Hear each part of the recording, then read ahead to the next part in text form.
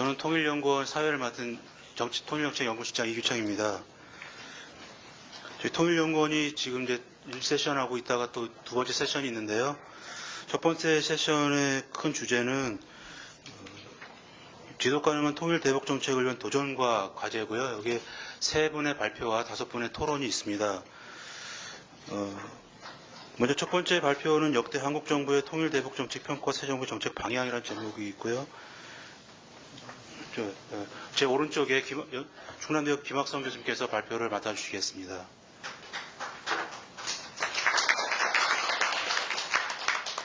네, 두 번째 주제는 대북제재 평가 남북 교류협력 재개로 연세대학교 황태 교수님께서 발표를 맡아주시겠습니다. 큰 박수 부탁드립니다. 그 세 번째 주제는 이제 북한 인권 문제인데요. 지속 가능한 통일 대북 정책과 북한 인권 정책. 그래서 제목이 이렇게 되어 있고요. 저희 통일연구원의 한동호 박사님께서 발표를 해주시겠습니다. 그리고 토론은 제 순서대로 제일 왼쪽부터 이우태 박사님, 중앙일보의 이영종 기자님, 저희 연구원 홍우택 박사님, 조정아 박사님, 맨 끝에 계시는 저희 연구원 홍재한 박사님이십니다. 저희 세션에 주어진 시간이 총 90분이고요. 발표 3분, 토론이 5분이나 되기 때문에 시간이 이렇게 많은 것 같지가 않습니다. 그래서 일단 발표는 15분을 제가 부탁을 드리겠고요. 토론은 한 5분에서 6분 정도 시간을 꼭 지켜주시기 바라고, 아마 그래야 여기 플로어에 오신, 많은 관심이 있어서 오신 것 같은데, 몇 분이 이렇게 좀, 토론할 수 있는 기회를 줄 수 있을 것 같습니다. 그럼 먼저 김학성 교수님한테 발표를 부탁을 드리겠습니다. 네, 감사합니다. 충남대학교 김학성입니다. 오늘 이렇게 의미 있는 자리에 제가 발표를 할 수 있게 여기 초청해 주신 통일연구원장님 그리고 통일연구원 관계자에게 감사 말씀드립니다. 오늘 제가 발표할 내용은 역대 한국 정부의 대북 통일 정책 평가와 새 정부의 정책 방향인데요. 이게 방점은 아마 새 정부가 앞으로 어떻게 해야 될 건가에 초점이 맞춰져 있는 것 같고, 다만 이제 그거를 어떤 기준을 가져야 되니까 지난 우리 역대 정부의 정책들을 좀 한번 회고하면서 좀 부족한 것이 있다면은 어떤 보완될 점을 찾아보라는 그런 것으로 제가 이해를 했습니다. 그래서 제가 여기에 한글로 되어 있지만은 이 페이퍼를 미리 냈습니다. 그래서 아마 유인물에 제 페이퍼가 다 있을 겁니다. 그래서 좀 양이 별로 많지는 않지만 그래도 좀 압축적으로 쓴 거기 때문에 이 15분 안에 모든 이야기를 다 할 수는 없을 것 같아요. 그래서 제가 중요한 몇 가지만 이야기를 하고 나머지는 제 페이퍼를 가지고 참조해 주시면 감사하겠습니다. 지난달에 출범한 우리 새로운 정부가 지금 당면하고 있는 대북 통일 정책 그리고 외교안보 정책에 여러 가지 어려움이 있습니다. 그래서 그 어려움은 사실 지난 정부가 만들어 놓은 것이긴 하죠. 그렇지만은 이 어려움이라는 것이 단지 지난 정부의 탓만으로 돌리기는 좀 힘든 것 같아요. 왜냐하면은 냉전 종식 이후에 역대 보수와 진보 정부들이 계속 있었습니다만은 이 정부들이 정책을 서로 엇갈린 상이한 그런 정책 목표들을 많이 추구하다 보니까 목표보다는 더 수단이고 액센트였겠죠. 좀 하다 보니까 정책적 일관성이 좀 떨어진 것 같아요. 그래서 그 효과들이 별로 나타난 것 같지 않습니다. 실제로 지금 오늘 이 순간에 우리가 냉전 종식 이후에 우리 국민과 또 정부가 항상 강조해왔던 화해협력을 통한 평화통일이라는 그런 정책 목표라는 것이 과연 어느 정도 수준에 있느냐 굉장히 회의적일 겁니다. 그래서 그런 부분을 보더라도 이게 지금 현재의 난제는 단지 지난 정부의 잘못된 정책뿐만 아니라 상당히 누적되고 축적된 거다라고 말씀드릴 수 있을 겁니다. 이러한 상황을 두고 사실은 우리 내부의 보수와 진보 진영 간에 서로 손가락질하면서 당신들의 정책이 잘못됐소라고 이야기를 하는 경향이 있습니다. 근데 저는 이제 뭐 어느 한쪽을 지지하기보다도 객관적으로 본다면 좀 보정부가 좀 더 잘못이 더 크지 않을까 하는 생각이 들어요. 그 이유는 뭐 몇 가지로 요약될 수 있습니다. 보수정권의 이 집권 기간이 좀 더 길었고, 또 남북 관계에서 나온 어떤 정책의 결과들이, 성과들이 상대적으로 진보 정부보다 미비했다고 이야기할 수 있을 겁니다. 하여튼 보수정부가 조금 더 잘못했지만 그렇다고 진보 정부가 탁월하게 잘했다라고 말하기도 좀 어려운 게 진보 정부가 했던 대북 개입 정책, 인게이지먼트 policy 같은 경우는 나름대로의 성과는 났지만은 그게 남남 갈등이라든가 동맹 정책에서 약간의 어려움을 또 낳았다는 그런 부정적인 측면도 있기 때문에, 그래서 보수와 진보에 있어서의 문제점은 다 공히 존재하고 있다, 발견할 수 있다라고 비판적으로 말씀드릴 수 있습니다. 근데 여기서 제가 말씀드린 건 어느 정부가 어떻게 잘못했냐 이런 걸 따지는 건 아니고, 사실은 보수 진보 다 나름대로의 변명거리가 있고 또 타당성도 있는 것도 있다고 저는 봅니다. 근데 결국 중요한 거는 지난 정부의 문제점들을 한번 평가를 객관적으로 해보고 비판적으로 해보고 그걸 통해서 새 정부가 어떻게 해야 될 건가를 한번 찾아보자는 거죠. 그래서 제가 두 번째 평가 기준이라는 걸 이야기하고 있습니다. 근데 평가 기준이라는 게 딴 게 아니고, 실제로는 제가 여기서 하고 싶었던 이야기는 뭐냐면은 역대 특히 냉전이 종식된 이후에 정부들이 했던 것들을 보면은 결국 서로 다른 것보다 목표 자체에서는 다른 점보다는 유사점이 더 많았어요. 표방한 것들은. 이것들을 전부 다 한번 체계적으로 정리해 본다면은 한반도 문제가 처하고 있는 현실과 똑같다는 겁니다. 한반도 문제라는 것이 우리는 남북 관계뿐만 아니라 국내 환경이나 국제 환경과 다 연결되어 있습니다. 각 그 세 차원의 문제가 다 대북 통일 정책에 반영될 수밖에 없는 것이고, 또 더 중요한 것은 이러한 세 차원이 서로 긴밀하게 상호 연관성을 갖고 있다는 겁니다. 그래서 어느 한 차원에서 문제만 잘 된다고 해서 딴 데서 안 될 경우에 이게 다 잘 돌아가고 문제가 해결될까지 보이지는 않는다는 겁니다. 그래서 어떤 차원에서라도 어떠한 정책이라도 이게 서로 선순환할 수 있는, 상호 연계성이 서로 보완되고 서로 선순환시킬 수 있는 그런 정책이 될 때 성공적이라고 볼 수 있다는 그런 말씀을 저는 그렇게 생각하고, 또 그런 맥락에서 평가 기준도 얼마나 그런 걸 각 차원별 뿐만 아니라 이 세 차원이 얼마나 상호 연계성을 잘 만들어 갔느냐, 이런 것들이 중요한 평가 기준이 돼야 된다는 걸 제가 말씀드리기 위해서 썼던 겁니다. 중요한 것은 이제 그 다음에 그런 기준을 가지고 역대 정부의 대북 통일 정책을 평가해 본다면 어떤 문제점들이 있을까를 한번 찾아본 겁니다. 뭐 각 정부마다 제가 아까 말씀드린 그 평가 기준에 따라서 각각 잘 된 부분이 있고 상대적으로 못된 부분도 있고 뭐 그렇게 이야기는 할 수 있을 겁니다. 근데 이제 이 지난 정부 모두의 공통적으로 나타날 수 있는 문제점들을 제가 몇 가지 찾아봤습니다. 크게 세 가지로 요약할 수 있는데요. 첫째가 뭐냐면은 거시적이고 일관성 있는 국가 전략이 없었다는 겁니다. 물론 이 국가 전략이라는 것은 우리는 계속 안보 문제만을 이야기하는 것은 아닙니다. 국가 전략이라는 것은 아까 제가 평가 기준을 이야기할 때 한반도 문제 자체가 굉장히 포괄적이라고 말씀드렸었습니다. 그래서 이 국가 전략은 한국의 미래를 염두에 둔 굉장히 군사적인 것뿐만 아니라 뭐 경제적인 문제, 사회적인 문제, 문화적인 문제가 다 포괄해야 된다는 것입니다. 근데 우리나라 국가 전략을 정말 표방할 수 있을까? 미국에서는 항상 정부가 들었으면 정기적으로 우리 국가 전략이 뭡니다라고 공개하고 있는데 우리가 그걸 표방할 수 있을까? 우리같이 강대국에 둘러싸인 나라가 분명한, 특히 경쟁하고 있는 강대국들 사이에서 우리가 생존해야 되는 이런 환경에서 우리 어떠한 뚜렷한 국가 전략을 내놓는 게 쉬운 일은 아닐 겁니다. 그래서 아마 그런 걸 하고 싶은 역대 정부들 다 하고 싶었을 겁니다. 그러나 실제로 못 박아서 이거다라고 이야기는 못했던 것 같습니다.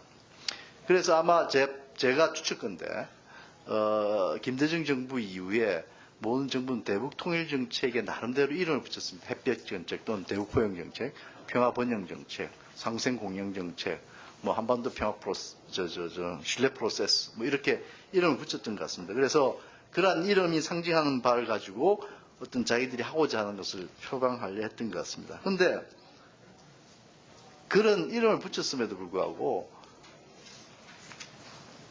지난 한 20몇 년간의 정책을 보면은 대동소이합니다. 뭐가 대동소이하냐?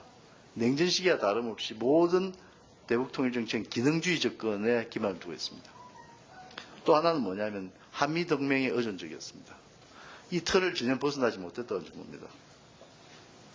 예외가 있었다면 평화번영 정책 정도였지만 이 자체도 사실은 미중의 세력 경쟁 속에서 어떠한 성과를 거두지 못했습니다. 단기적으로 거둘 수 있는 것도 아니었고요. 또 하나의 더 큰 문제가 있는데 그건 뭐냐면은 목표와 현실의 괴리입니다. 우리는 평화 통일을 궁극적 목표로 삼고 있는 대북 통일 정책을 씁니다.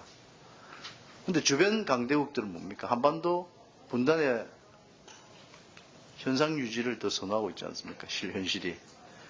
그러한 우리와 주변 강대국들 간의 실제 목표상의 괴리는 우리에게 상당히 어려움을 전거해 있습니다. 뭐냐면은 어떤 안보적 위기가 발생한다든가 남북 사이에 어떤 새로운 상황이 발생한다면은 우리가 주변의 목표와 다른 목표를 추구하기 때문에 필요 이상 또 필요하지 않는 비용을 지불해야 되는 그런 일들이 빈번하게 발생했다는 겁니다.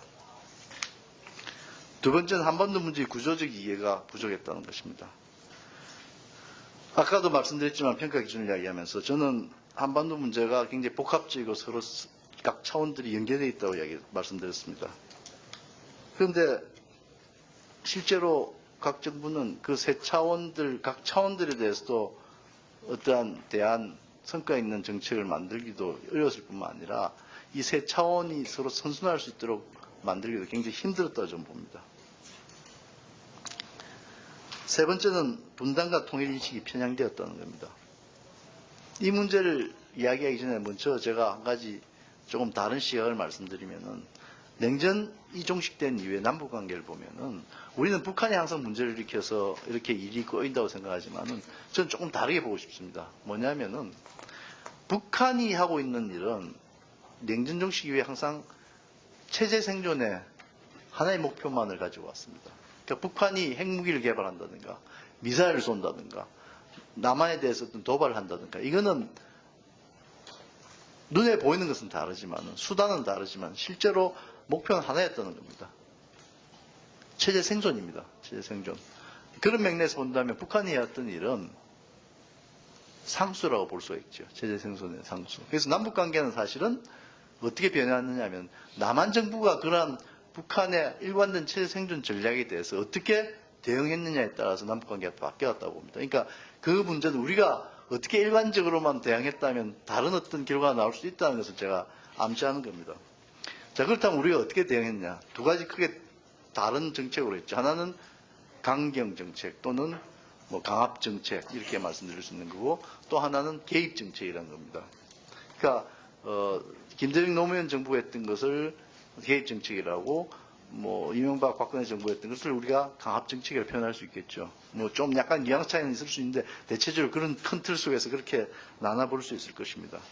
근데 이 정책은 지금까지 해온 실제적으로 보면 이 두 정책은 단순히 전략적 차이만 있는 게 아니고 이 두 정책을 추진했던 세력들의 세관과 이념적 차이가 분명히 나타납니다.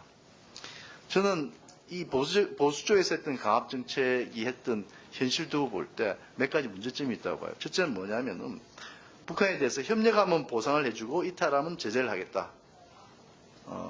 그 비핵개방 3천이 대표적인 케이스 같은데 근데 이론적으로 이건 불가능한 정책이에요. 게임 이론이라는 것을 좀 아는 분들은 일방적인 우월 전략으로 내가 원하는 결과를 얻을 수 없다는 걸 누구나 알고 있어요. 이론적으로. 네? 그러니까 이거는 뭐 예외적인 게임이 있긴 하지만은 하여튼 대부분의 게임 이론을 보면 이건 거의 불가능한 정책이다. 두 번째는 보수정이 이야기하는 강압 정책에서도 우리 정부는 기존의 정부는 역대 정부는 굉장히 현실적인 시각에서 물론 강압 정책이라는 게 현실주의 시각을 가지고 있다고 이야기하지만은 그 현실주의 시각이 실제 우리가 아는 현실주의보다는 네오콘에 가까운 정책이었다. 오히려 현실주의하고 좀 거리가 먼 정책이었다. 왜? 사실 현실주의자들은 평화를 원하려면 악마하고도 대화할 준비가 돼 있어야 돼요. 그런데 그런 부분에 별 관심이 없다라고 저는 말씀드리고 싶습니다. 세 번째는 우리나라의 보수의 이념이 사실은 서구의 근대성에 기반을 둔 겁니다. 부르주아 자유민주주의를 이제 추구하는데 이 자유주의의 가장 중심되는 이념 중에 하나가 뭐냐면 이성에 의한 역사의 진보입니다. 그러니까 신중하지만 자신감을 가지고 멀리 내다볼 수 있는 대북 통일 정책 이런 걸 할 수 있는 기반이 뭐냐면 우리가 이성적 합리적으로 이야기하고 뭔가를 조금씩 나아갈 수 있는 역사를 발전시킬 수 있는 이런 것들이 자유주의에서 나타난 부분인데 우리나라 현실주의 보수는 그런 부분을 간과하고 있습니다. 그러니까 우리 보수 세력이 그동안 근대화를 이끌어서 끌어왔던 한국을 이렇게 잘 살게 만들었던 그런 자신감이 대북적 통일 정책에서는 전혀 나타나지 않는다는 겁니다. 오히려 북한에 대해서 좀 더 미래를 생각하고 포용할 수 있는 힘, 이런 것들이 사실 있어야 되는데 그런 것들이 정반대로 나타나고 있다는 겁니다. 그거는 우리 사회가 짧은 시간에 성장해 나온 과정에 사회문화적 또는 정치문화적으로 문제가 있다는 것을 반영한다고 저는 봅니다. 물론 뭐 진보의 개입 정책도 문제가 전혀 없는 건 아닙니다. 왜냐하면 이런 정책이 성공하려면 많은 시간이 필요하고 인내가 필요하기 때문입니다. 그러니까 짧은 시간에 절대로 성과를 거두기 어려운 정책이 개입 정책입니다. 이제 그런 부분에서 너무 주어진 현실을 보다는 미래에 대한 기대가 너무 크지 않냐 아니면 그런 비판이 가능하다고 저는 봅니다. 그래서 이러한 문제점을 가지고 앞으로 새 정부가 해야 될 방향이 있다면은 저는 크게 네 가지만 간단히 말씀드릴까 합니다. 하나는 우리가 뚜렷한 국가 전략을 내놓기 힘들다면 적어도 통일 문제에 있어서는 헌법에 명시된 평화통일보다 좀 더 구체적인 어떤 좀 더 구체화된 중간 목표 같은 거는 우리 국민들이 공유할 수 있어야 된다라는 생각이 듭니다. 그러니까 그게 뭐냐면 저는 독일이 분단식의 소득정부 했던 건데 그건 여야를 막론하고 했던 중요한 이야기들이 있어요. 그게 뭐냐? 독일 사람들이 했습니다. 독일의 분단을 자유지향적 토대 위에서 평화적 방법으로 극복하는 것을 목표로 하며 이러한 목표가 성취되지 못한 동안에는 독일인들이 분단의 결과를 인내할 수 있는 그런 조건, 기반을 만드는 데 있다. 이렇게 이제 이야기를 합니다. 다시 말하면 독일 통일 경험은 뭘 이야기하는가 하면은 통일을 외친다고 이루어지는 것이 아니고 인내심과 멀리 내다보는 생각 또 눈을 가지고 통일을 향한 조건을 하나씩 만들어가는 게 굉장히 중요하다는 겁니다. 언제 될지 모르는 통일이지만 하나씩 만들어가는 그것을 위한 실천이 중요하다는 걸 보여주고 있습니다. 그래서 그러한 데 대한 합의점이 좀 있어야지 되고 그러한 합의가 있을 때 대북 통일 정책은 우리가 할 수 있는 것과 할 수 없는 걸 구별하고 잘할 수 있는 면에 초점을 맞춰서 해나갈 수 있을 거라는 생각이 듭니다. 두 번째는 한반도 문제 구조적 이해가 바탕이 돼야 됩니다. 제가 그림을 하나 그려놓은 게 있는데 좀 복잡합니다. 아까 말한 제가 세 차원의 관계들을 공간적으로 배열하고 여기에 관계들을 막 점선과 실선과 화살표로 막 만들어놨는데요. 그 밑에 내용을 간단히 설명했습니다만은 여기서 중요한 건 이겁니다. 우리가 할 수 있는 게 어떤 부분인가? 우리가 잘할 수 있는 부분이 무엇인가? 우리가 지금 당장 해야 될 것이 무엇인가? 제가 이 그림을 그려놓고 보니까 이제 이 중요한 건 우리가 할 수 있는 부분 중에 두 가지 크게 중요합니다. 하나는 정부에서 평화를 만들 수 있는 다자협력 체제, 우리가 할 수 있는 겁니다. 뭐 미국이나 중국이 할 수 있는 게 아니라 그런 부분에 대해 우리가 상당히 많은 투자를 해야 될 것 같다는 거 하나. 또 남북 관계를 좀 더 발전시키고 평화롭게 만들고 개선하는 것이 중요하다는 그런 결론에 도달했는데 그런 것들을 보면서 제가 느낀 게 생각하는 게 우리가 진짜 잘할 수 있는 게 뭘까?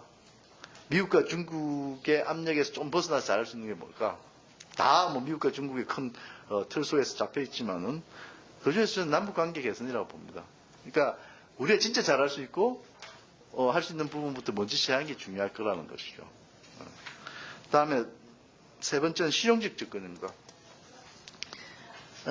저는 개입정책과 강압정책이라는 것이 어느 한쪽에 치우쳤을 때 절대로 정책적 성과를 거두기 힘들다고 봅니다. 역사는 냉전 시기부터 미국과 소련의 관계, 서독과 동도의 관계, 동유럽과 서유럽의 관계를 보면은 강압정책과 개입정책은 항상 같이 갔습니다. 어느 한쪽만 간 데서 성공한 적이 없습니다. 같이 갔습니다. 그래서 그런 것을 본다면은 우리가 대북 정책이 강압 정책을 통해서 어떤 북한의 변화를 이끌어내는 그런 동력 마련에 초점을 맞추기보다는 점진적인 변화 동력도 같이 만들어 나가는 그런 정책이 필요하다는 것입니다. 그래서 실용적 정책으로 저는 세 가지를 말씀드리고 싶은데, 하나는 미래 전망에서 자기 충족적 예언, 굉장히 건물이다. 거기에 대해서는 좀 잘 하지 말아야 된다는 생각이고, 두 번째는 세관이나 어떤 방법론, 수단의 부분, 전략의 문제에 있어서 방법론적 순수성보다는 커넌적 틀을 만들고, 그래서 필요할 때 정책적으로 굉장히 유연성이 발휘돼야 된다는 것입니다. 세 번째는 실용적 태도가 아무리 중요해도 결국 정책의 궁극적 목표가 뭔가에 대해서는 우리가 항상 잊지 말아야 된다. 본말이 전도되지 말아야 된다는 겁니다. 통일이, 어떠한 통일이 되는 것도 중요하지만 그 통일이 되는 것도 중요하지만 그 통일의 결과가 어떻게 해야 되냐를 잊지 말아야 된다는 것입니다. 가치 많은 통일은 의미가 없다는 겁니다. 다 같이 살 수 있고, 그건 한국민뿐만 아니라 동북아와 전 세계 인류가 같이 살 수 있는 방향으로 통일돼야 된다는 겁니다. 그 마지막에는 저는 결국 우리가 잘할 수 있는 것 중에 하나가 국민적 공감대인데, 남남 갈등의 극복이라고 봅니다. 이건 여러 가지 방법이 있을 수 있어요. 그런데 그건 단시일에 되지는 않는데, 저는 독일을 보면서 독일같이 2차 세계대전 이전까지 민주시민 문화라는 것을 갖지 못했던, 역사적으로 전통적으로 갖지 못한 나라에서 짧은 시간에 정말 민주화된 나라, 정치뿐만 아니라 경제, 사회 모든 부분에서 할 수 있는 동력이 뭘까? 그건 정치교육이라고 봐요. 그런데 정치교육을 지금 우리나라에서 들여오면 그대로 될 것인가? 쉽지는 않을 거라고 봅니다. 그러나 저는 통일교육이든 민주시민교육이든 이런 것들이 저는 굉장히 중요하다고 보고, 하여튼 독일을 좀 벤치마킹해서 우리가 할 수 있는 걸 좀 봐야 됩니다. 그런데 사실 통일교육도 김대중 정부부터 관심을 가지고 법도 만들고 했어요. 그런데 실제로 어느 정부도 그 뒤에 통일교육만 이야기만 했지, 실제로 자기 이 교육의 효과라는 것은 10년 후에 날지 20년 후에 날지 30년에 날지 누구도 몰라요. 그러니까 5년 단임 정부라 이 자기 정권 시절에 나지 않을 효과에 대해서는 별 관심이 없었어요. 김대중 정부도 마찬가지였습니다. 그 점에서는. 그래서 그런 부분에서 좀 더 멀리 내다보고 정치교육 부분 또는 시민교육 부분에, 시민정치교육 부분에 좀 투자하는 그런 정부가 됐으면 좋겠습니다. 이상입니다.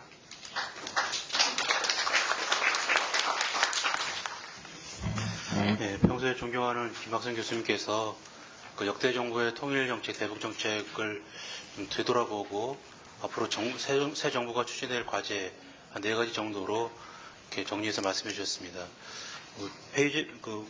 자료집에 있기 때문에 제가 따로 뭐 정리해서 말씀드리진 않겠습니다. 이어서 바로 황태 교수님께 두 번째 주제에 대한 발표를 부탁을 드리겠습니다. 마찬가지로 시간을 좀 15분 내로 해주셨으면 감사하겠습니다. 부탁드리겠습니다. 네, 연세대학교 정치외교학과에 있는 황태희라고 합니다.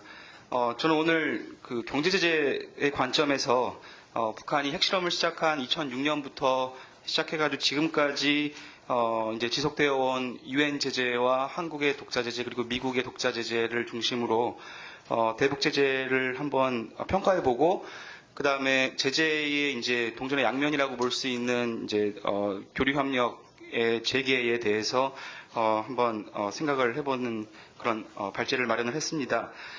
경제 제재는 다 아시겠지만 특징이 몇 가지가 있는데요. 매우 다양합니다. 그래서 뭐 지금 제주도에 이제 많은 중국 이제 관광하시는 분들이 안 오시는데 그것도 하나의 제재고요. 트래블 밴이라는 제재고, 그 다음에 이제 유엔이 북한에 가하고 있는 뭐 수입 통제라든지 그런 여러 가지 제재는 다양합니다. 그리고 제재가 좀 오래 지속되는 경향이 있습니다. 그래서 평균적으로 뭐 4년 5년 넘게 지속이 되고, 그것이 보통 민주적으로 선출된 지도자의 한 텀을 넘어서는 그런 기간이기 때문에 봄에 제재를 했는데 가을에 왜 성공을 못하냐고 타박을 하는 것은 매우 좀 어리석은 그런 얘기라고 할 수가 있겠습니다. 그럼에도 불구하고 제재가 많은 경우 성공을 잘 못해요. 그래서 제재의 데이터를 쭉 모아놓고 보면 한 30% 정도가 성공이라고 볼 수가 있겠습니다. 그럼에도 불구하고 제재가 매우 많이 사용됩니다. 그 제재가 사용 빈도를 보면 시간이 갈수록 줄어들지가 않아요.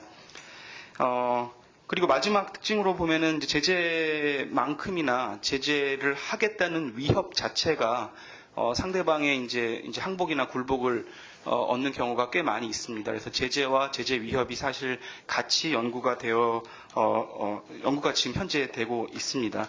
그래서 제재가 왜 실패하는가에 대해서 아주 짧게 말씀을 드리면, 이게 이제 제재를 받는 타겟 국가와 제재를 가하는 샌더 국가, 이제 두 가지 측면에서 모두 볼 수가 있는데, 제재를 받는 타겟 국가 입장에서 보면은 타겟 내부에 어떤 결집 효과가 있을 수도 있고, 그 다음에 제재를 받는 그 타겟 국가를 도와주는 조력자들, 혹은 흔히 말하는 제3국 효과라고 하죠. 이제 이런 것들이 일어나면은 제재가 사실 성공하기가 힘듭니다.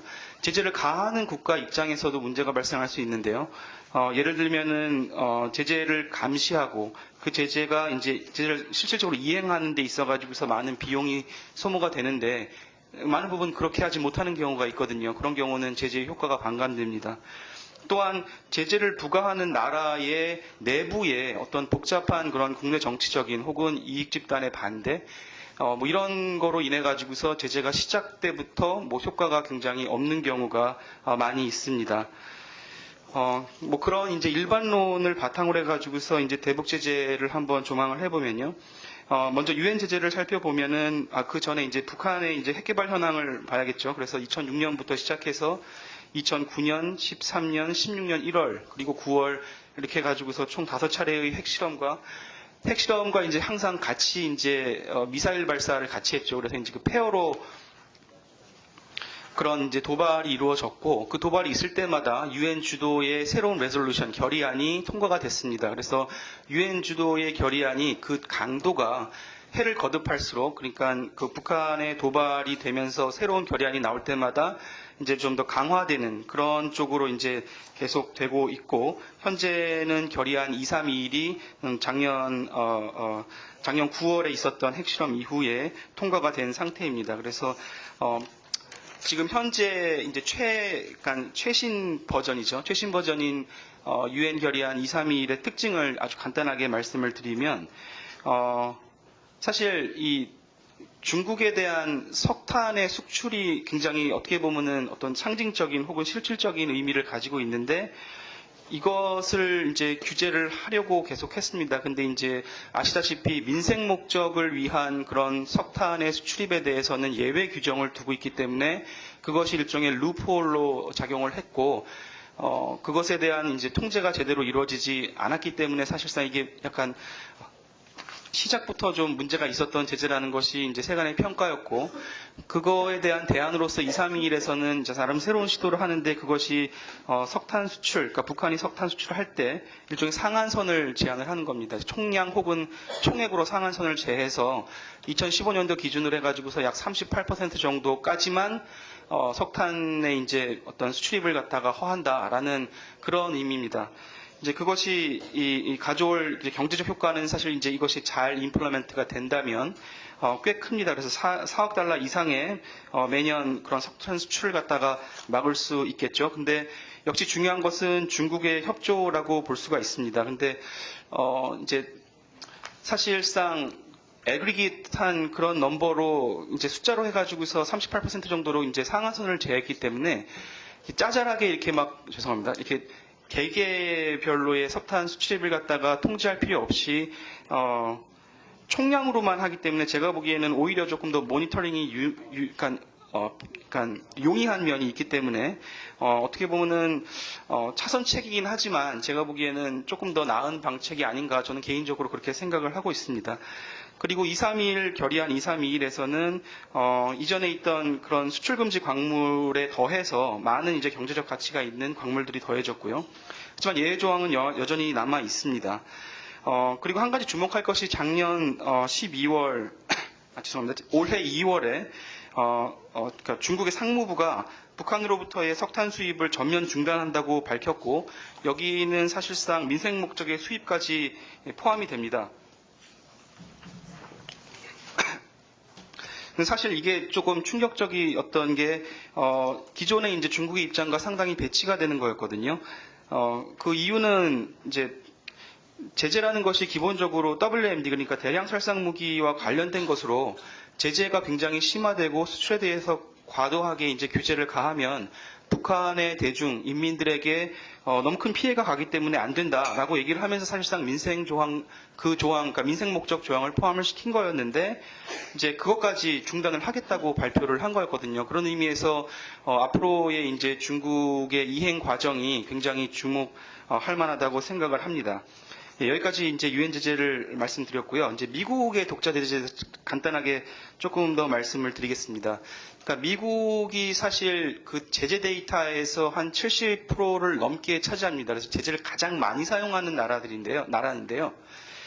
그 제재가 결정되는 과정을 보면 상당히 의문점이 드는 게 이것이 과연 제재의 효과성을 극대화하기 위한 그런 방식으로 제재가 만들어지는가에 대해서 많은 제재를 연구하는 학자는 아니다라고 얘기를 합니다. 그래서 사실 제재가 만들어지는 그 과정에 조금 주목할 필요가 있다고 생각을 합니다.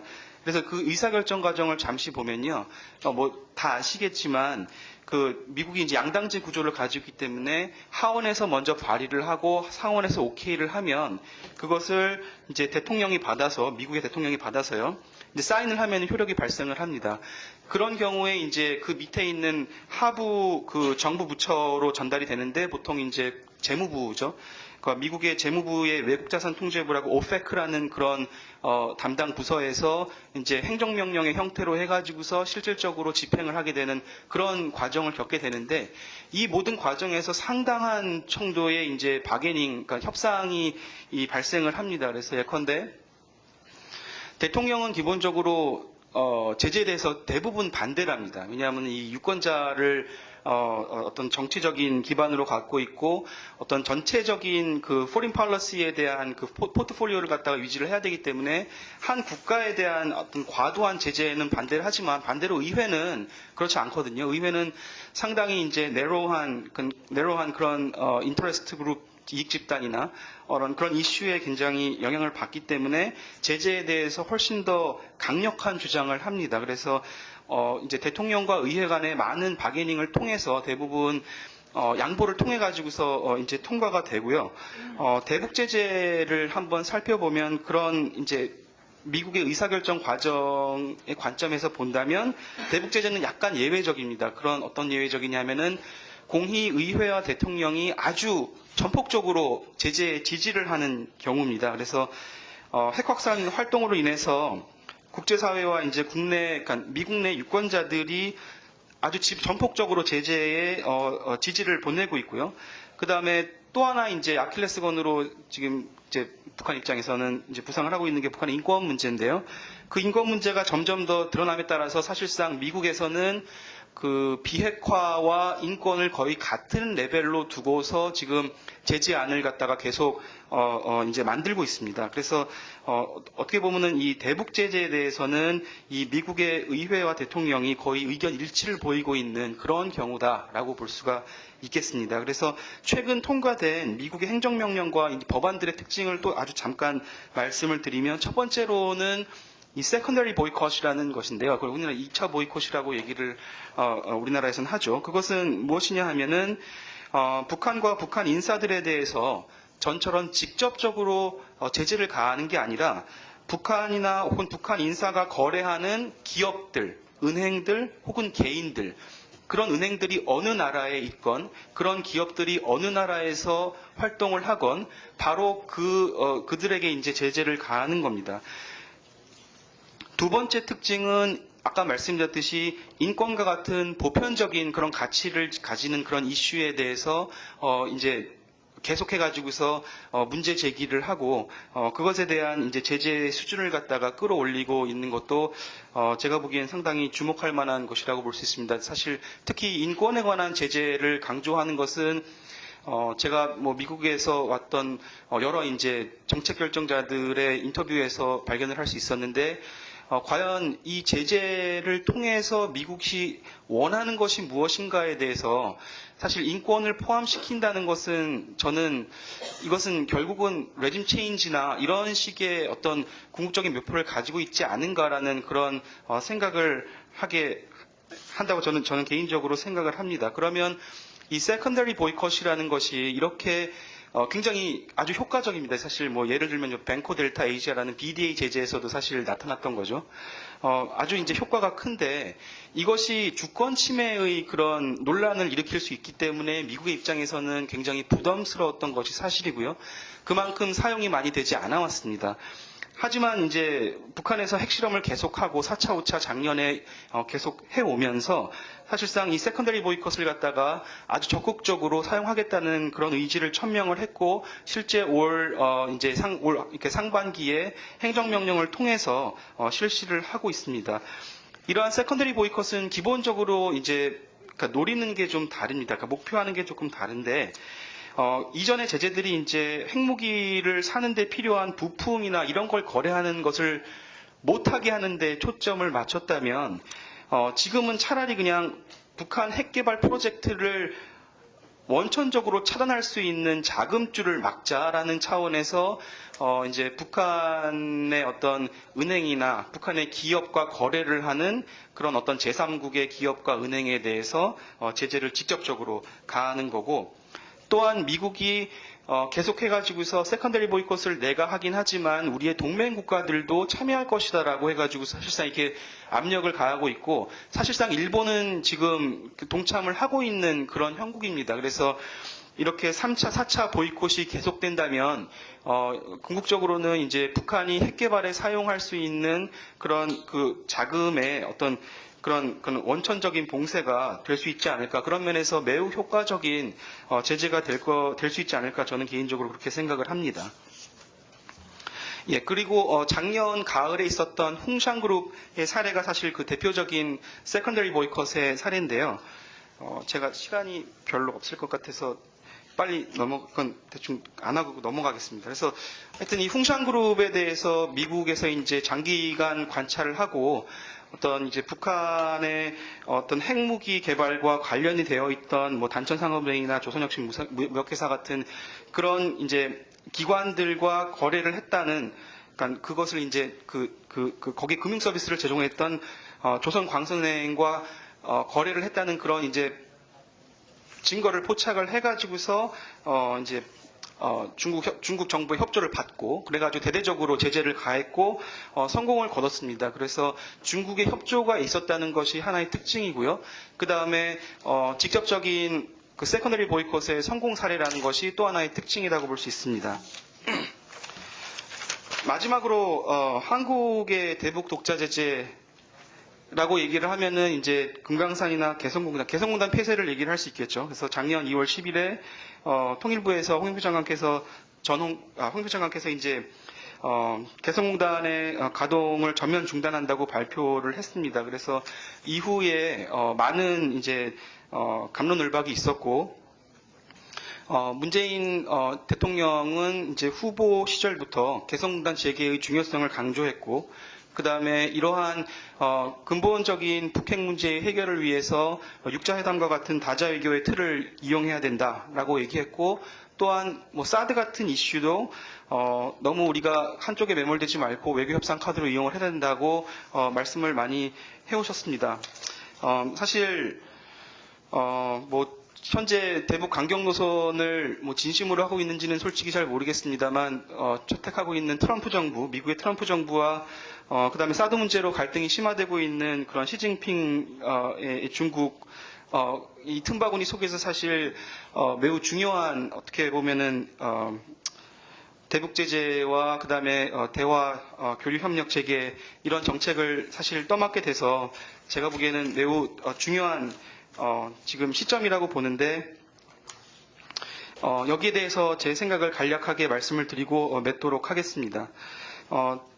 제 생각에는 이제 소통의 부재로 남북한 간의 이제 불확실성이 그 전 정부에서 많이 이제 확대가 됐고, 이것은 사실 한국 정부만이 가질 수 있는 어떤 남북한 간 대화와 교류를 통해서 그런 정보적인 이점이 있겠죠. 남한 정부만이 가질 수 있는.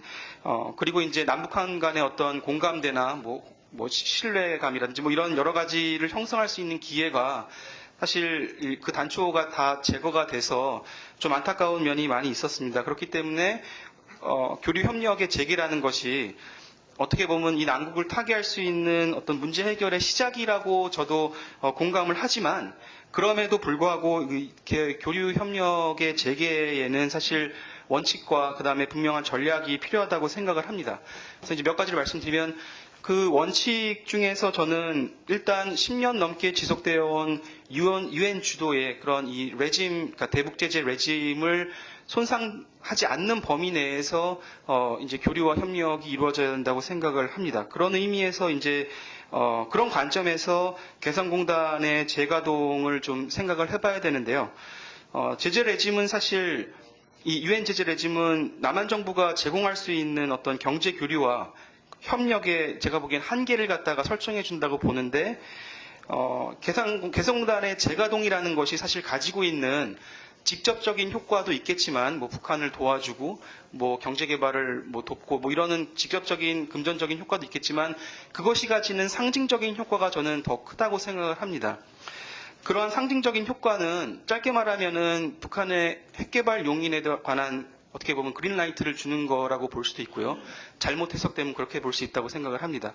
그 다음에 주변국들의 입장에서 보면은 남한이 이렇게 해가지고서 개성공단을 재개를 했을 때 우리도 할 수 있지 않을까라는 그런 연쇄작용을 불러일으킬 수 있기 때문에 어떻게 보면 생션 버스팅이라고 보통 얘기를 하는 제재 파기로 이어질 수 있는 그런 위험성이 있습니다. 그래서 개성공단의 재개의 취지에는 공감을 하지만 이것의 조건과 타이밍에는 매우 신중한 접근이 필요하지 않은가 저는 개인적으로 그렇게 생각하고 특히 이러한 재가동이 가져올 수 있는 여러 가지 상징적인 신호 이것이 제재에 어떤 역할을 미치고 이것이 미국과 혹은 북한을 둘러싸고 있는 인근 주변국들에게 어떠한 영향을 미칠 것인가에 대해서 면밀하게 생각을 하고 이제 아주 정확한 타이밍을 맞춰가지고서 정확한 조건을 제시를 한 뒤에 가능하지 않을까 저는 그렇게 생각합니다. 그런 면에서 보다 이제 소프트한 이슈에 좀 더 주목을 할 필요가 있는데요. 뭐 개성공단이나 금강산 같이 어떤 정치적인 파급 효과가 큰 거보다는 뭐 인도주의적이거나 뭐 이산가족 같은 아니면은 문화, 체육 뭐 이런 보다 이제 그 연성 이슈를 이제 먼저 시작을 해서 교류를 시작을 하고 그것을 통해서 이제 끊어졌던 남북의 대화 채널을 일단 복원을 하고 그것이 지속되면서 어떤 북한의 가시적인 그런 이제 행동의 변화나 혹은 실질적인 그런 언행이 이제 담보가 됐을 때 실질적인 교류 협력의 차원으로 확대를 하는 것이 옳지 않은가 저는 개인적으로 그렇게 생각을 합니다. 이상으로 마치겠습니다. 감사합니다. 예, 훌륭한 발표를 해주신 황태경 교수께 감사드립니다. 사실 좀 하고 싶은 말씀이 많이 계시고 또 발표문도 열심히 작성하셨는데 저희가 시간을 많이 못 들여서 정말 죄송하게 생각을 합니다. 많은 분들이 그 남북 교류협력 재개에 대해서 이제 궁금해하실 텐데 마지막 페이지에 이제 황 교수 입장을 좀 정리해 주신 것 같습니다. 국제사회 대북 제재를 좀 그 틀 안에서 해야 되고 개성공단과 같은 정치적 파급 효과가 큰 걸 당장 제기하기보다는 연성인 좀 전체 부담이 적은 주제들을 먼저 하고 이어서 개성공단과 같은 걸 좀 제기하는 게 어떨까 이런 걸 입장을 보신 것 같습니다. 이어서 그 북한 인권을 앞으로 어떻게 추진해야 될지 여기에 대해서 한동호 저희 통일연구원 박사님께서 발표를 해주시겠습니다. 역시 지금 15분 내로 좀 발표해 주시면 감사하겠습니다. 예, 감사합니다. 한동호라고 합니다. 방금 사회자께서 설명 주신 대로 15분 내로 발표를 마무리하고요. 우리 또 플로어에 많은 분들이 계시기 때문에 그 질문들을 좀 같이 논의를 하시고 또 혹시 모자란다면 제 발표문이 책에 실려 있습니다. 그래서 나중에 또 미진한 부분들은 한번 읽어보시고 또 궁금하시면 언제든지 저한테 이메일 주시면 제가 답을 즐겁게 드리도록 하겠습니다. 예, 오늘 제 발표문의 제목은 지속가능한 통일 대북 정책과 북한 인권 정책이라고 했는데요. 일단은 키워드는 이제 지속가능한이죠. 예. 어떻게 하면은 이 통일 대북 정책을 꾸준히 환경적인 변화에 상관없이 지속할 수 있을까가 이제 가장 핵심적인 이슈고요. 다음으로는 이제 의도적으로 통일 대북 정책이라고 명명을 했습니다. 예, 기존에 이제 뭐 대북 정책, 통일 정책 무슨 차이가 있느냐 이런 논의들을 많이 했지만은 저는 이 시점에서는 이제 통일이라는 어떤 화두가 이 대북 정책을 좀 포용할 수 있는 그런 큰 주제로 되어야 된다고 보고요. 그래서 이제 통일 정책을 대북 정책을 포함시키는 어떤 그런 이 제목을 한번 정해봤습니다. 이제 제가 오늘 발표문에서 말씀드리고자 하는 것은 어떻게 보면 간단합니다. 이 통일 대북 정책의 어떤 지속 가능성을 위해서는 원칙과 가치에 의해서 대한민국이 움직여야 되는데, 특히 이제 대북 통일 정책, 통일 대북 정책에만 국한하는 것이 아니라 이 대한민국이라는 어떤 국가적 가치, 정체성의 문제까지도 먼저 질문을 해야겠다라는 생각이 듭니다. 그 답이 바로 인도주의가 아니겠느냐라는 생각이 들고요. 그런 어떤 이제 북한 인권 문제를 다룸에 있어서 국제 환경과 국내 환경을 동시에 고려하는 그 노력이 필요하다고 봅니다. 지금까지는 이제 북한 인권이라고 했을 때는 조금 국내적 논의에 머무는 경우가 많았습니다. 특히 이제 작년 그 3월에 북한 인권법이 통과되는 그 과정들을 보시면 한 11년 정도 국회에서 계류를 하다가 저희가 이제 북한의 어떤 핵실험이라든가 미사일 실험이 반복되면서 인권을 어떻게 보면은 북한 체제에 대한 압박의 일환으로 국내적인 합의가 형성됐기 때문에 북한 인권법이 통과된 면이 있습니다. 하지만 이제 북한 인권법이라는 이 북한 인권 정책의 법 제도적 기반이 마련되었기 때문에 이제부터는 어떤 그 여야 간의 갈등이 아니라 조금 더 통일 넘어서는 통합까지도 이룰 수 있는 그 패러다임이 필요하지 않나라는 생각이 듭니다. 먼저 이제 저희가 통일 정책 이야기할 때는 헌법 4조를 즐겨서 인용을 합니다. 대한민국은 자유민주적인 기본 질서에 가까운 평화적 통일 정책을 수립한다라고 했을 때, 이 많은 분들이 이제 평화적 통일 정책 이야기하시면서 이 자유민주적 기본 질서 이야기하시는데요. 이 법제처의 영문방에 따르면 리버럴 디마크러시가 아니라 프리덤 앤 디마크러시죠. 그래서 리버럴 디마크러시라고 하면 조금은 국가 주도적인 느낌이 많은 것 같습니다. 지금까지는 역대 정부의 어떤 통일정책, 김학성 교수님 말씀대로 국가 주도의 어떤 국가가 중심이 되는 어떤 그런 정책적인 방안이었다고 한다면은 이제 북한 인권 문제를 제기한다는 자체가 이제 프리덤에 좀 더 강조를 주는 것이죠. 그래서 남한 주민의 어떤 자유적인 측면뿐만 아니라 북한 주민의 자유권, 그리고 그들의 어떤 삶의 질까지도 저희가 고려해야 된다라는 그런 당위성을 지금 가지고 있습니다. 여러분 대부분 다 아시겠지만 보통 인권이라고 했을 때 북한 인권 문제를 이야기할 때는 보통 크게 나누면 자유권과 사유권이 있죠. 자유권은 이제 북한 정치범 수용소라든가 공개 처형의 문제, 표현의 자유, 이동의 자유 등 이제 시민적인 권리에 집중을 하고 있고요. 사회권적인 권리는 식량권이라든가 건강권이라든가 사회보장권, 북한 사회 전반의 어떤 이 체질을 개선하는 논의를 이야기합니다. 근데 지금까지 이제 우리 국내적으로 볼 때는 주로 이제 그 보수적인 측면에서는 이 자유권을 중시를 했었고요. 북한 김정은 체제에 대한 어떤 그 리짐 체인지라든가 정치범 수용소 해체라든가 공개 처형에 대한 어떤 공개적인 비판이라든가 그런 식으로 많이 됐었고, 진보 정권, 진보적인 측면에서는 이 사유권을 많이 이야기했습니다. 그 중에 하나가 이제 식량권 문제라든가 아까 황태희 교수님 말씀하신 인도적 지원 문제, 또 사회 문화 교류 문제, 이런 문제들이 다 사회권에 속하죠. 저는 이제 이런 어떤 이분법적인 측면을 이제 벗어날 때가 됐다라고 봅니다. 좀 통합적으로 나갈 필요가 있는데, 그러기 위해서는 제가 말씀드리고자 하는 것은 국제사회 흐름이 어떤 것인지에 대해서 조금 더 우리가 이해할 필요가 있다는 것입니다. 이제 국제사회는 이제 역시 자유권과 사유권을 통합적으로 진행하고 있는데요. 제가 지금 분석하기로는 이 책임성 규명이라는 비판적인 부분이 조금 더 강한 것 같습니다. 특히 2014년 2월에 유엔 차원에서 북한인권조사위원회 보고서가 발표된 이후에 이런 흐름이 이제 국제사회의 어떤 제재와 포함해서 북한 정권에 대한 어떤 그 반인도 범죄를 국제법적으로 규정하기에 이르게 됩니다. 그래서 적어도 한국 내에서 이 북한 인권 문제를 이야기할 때는 일단 국제사회의 인식은 특히 미국이 주도하고 있습니다만은 책임성 규명이라는 것까지 연결이 됩니다. 그런데 문제는 이제 2014년 2월 이후에 그 전까지는 이제 북한이 사실상 이제 북한 인권 문제에 대해서는 많이 어느 정도는 사회권적인 측면은 좀 인정을 했었습니다. 뭐 취약계층이라든가 특히 이제 그 인도적 지원 문제에 있어서는 수용적인 태도를 취했지만은 인권 문제 자체에 대해서는 부인을 했었는데요. 2014년 2월 이후에 이 국제사회의 책임성 규명 논의가 일어나면서는 대응을 하기 시작했는데, 구체적으로는 이 최고 존엄에 대한 도전으로 받아들이기 시작했습니다. 저희가 이제 연구원 내에서도 이렇게 전문가 간담회를 통해서 북한 내부를 조금 볼 기회가 있는데요. 북한 인권 문제에 대해서 이제 북한의 외무성 관료들도 내적인 지침이 있다고 합니다. 그것은 인권 문제가 더 이상 이제 묵과할 문제가 아니라 이 수령 체제를 건드리는 체제로 인식을 하기 때문에 제네바라든가 뉴욕 같은 어떤 채널을 통해서 적극적으로 지금 대응을 하고 있고요.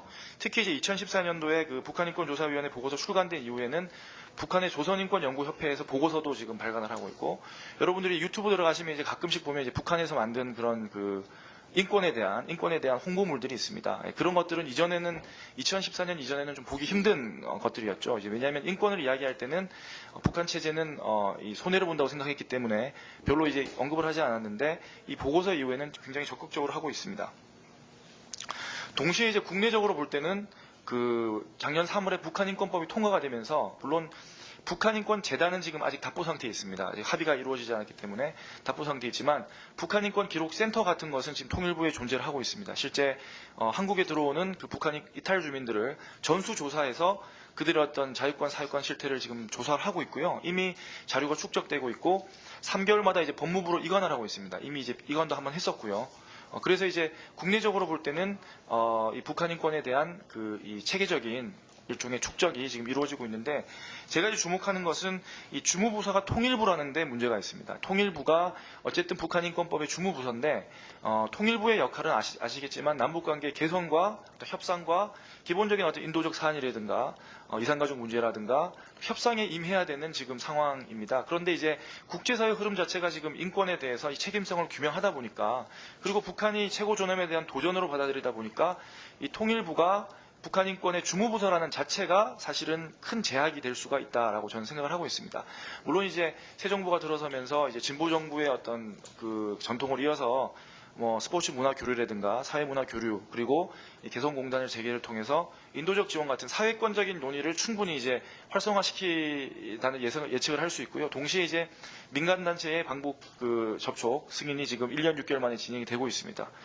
동시에 이제 저희가 보는 것은 이런 상호 모순적인 두 개의 흐름이 국내에서 어떻게 투영될 것인가에 대한 그 해답은 없는 것 같습니다. 어쨌든 지금 긴장 상태라고 볼 수 있는데요.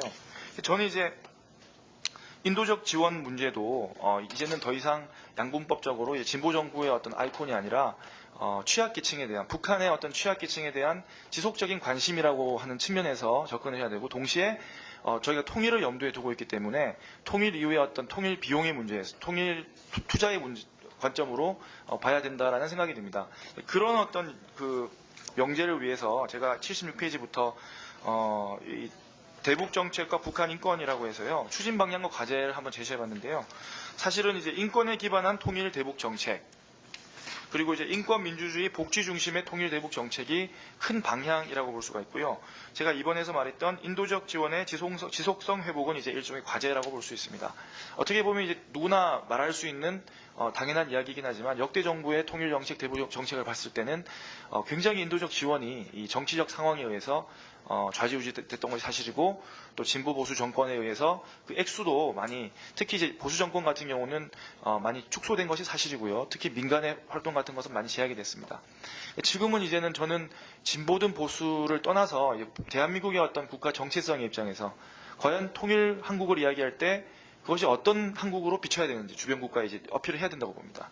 단순히 이제 평화 한국이다라는 말 가지고는 부족하다고 보고요. 제가 이제 주목했던 게 이제 인도주의라는 휴메니테리언이즘이라는 그 가치에 대해서 한번 저희가 국가적 차원에서 국가 전략적인 차원에서 한번 생각해 볼 필요가 있다는 것입니다. 이것은 단순히 어떤 우리가 통일을 하겠다, 뭐 부강한 국가를 이루겠다라는 차원을 넘어서서 이 북한의 상황, 북한의 어떤 그 위기 상황에 대해서 우리가 남한 정부가 좌시하지 않겠다는 그 어필도 될 수 있을 뿐더러요. 동시에 이 통일 이후 통합이 이루어졌을 때 대한민국이 어떤 국가가 될 것인지에 대한 문제라고 생각을 합니다. 제가 하나 예를 들어드리겠습니다. 인도적 사안이라고 했을 때 그 납북자 문제, 탈북자 그 국군포로 이산가족 3대 사안을 보통 이야기하는데요. 지금까지는 이산가족 문제 같은 경우는 이제 북한도 인정하는 사안이죠. 그래서 남북 관계가 조금 개선이 되면 뭐 금강산이라든가 여러 지역에서 이 남북 그 이산가족 회담을 하곤 했습니다. 근데 이것조차도 뭐냐면은 그 정치적인 영향을 받았다는 증거죠. 제가 이제 강조하고 싶은 것은 단순히 어떤 그 이 이산가족 문제를 정치적 상황의 남북관계 어떤 개선이라는 어떤 변수에 종속되는 변수로 보는 것이 아니라 대한민국 정부가 지속적으로 제기할 수 있는 것입니다. 이산가족이라는 문제를. 그래서 이 한국 전쟁을 통해서 생겨난 이산가족 문제를 해결하고자 하는 의지를 지속적으로 천명하면서, 동시에 뭐 말레이시아라든가 인도네시아 같은 제3국에서 남측의 이산가족이 먼저 가서 기다리고 있으면 북측 이산가족을 초청한다라는 뭐 그런 식으로 상시적인 어떤 시스템으로 운영을 한다면은 국제사회 입장에서는 특히 남한이 그 인도적 차원에서 지속적인 노력을 하고 있고, 두 번째로는 북한 정권이 남한과는 비교할 수 없는 그 이동의 자유와 표현의 자유가 없는 통제사회라는 것을 분명히 알 수 있는 효과가 있다고 생각을 합니다. 마지막으로 제가 이제 하나 강조하고 싶은 것이, 제가 이제 3번에 썼는데요. 79페이지에. 인권, 민주주의, 복지 중심의 통일 대북 정책입니다. 약간 조심스러운 논인데요. 이 복지라는 가치를 한번 제가 넣어봤습니다. 그래서 단순히 어떤 뭐 인권, 민주주의를 떠나서 제가 말씀드리고자 하는 인도주의에 기반한 이 통일 정책이라는 것은 국민 개개인을 행복하게 만들 수 있는 이 통일 정책입니다. 그래서 이것이 하나의 인권과 인도주의 논의의 그 가치가 아니겠느냐. 기존에는 국가 주도적인 어떤 통일 논의였다고 한다면, 저희가 이제 인권이라는 것을 단순히 어떤 자유권적인 논의, 비판만 하는 논의가 아니라 이 넓은 의미에서 이 사회권과 자유권을 통합할 수 있는 인간 중심의 가치를 제시를 한다면 이 복지까지도 나갈 수 있는 것이 아니겠느냐. 물론 이제 이것은 또 정부 구조의 개편이라든가 개헌 논의까지 연결되는 사안입니다. 이 대한민국이 어떤 국가를 지향할 것인지에 대해서 좀 청사진을 제시하는 역할을 할 수 있지 않은가 하는 생각을 하게 되었습니다. 이상입니다.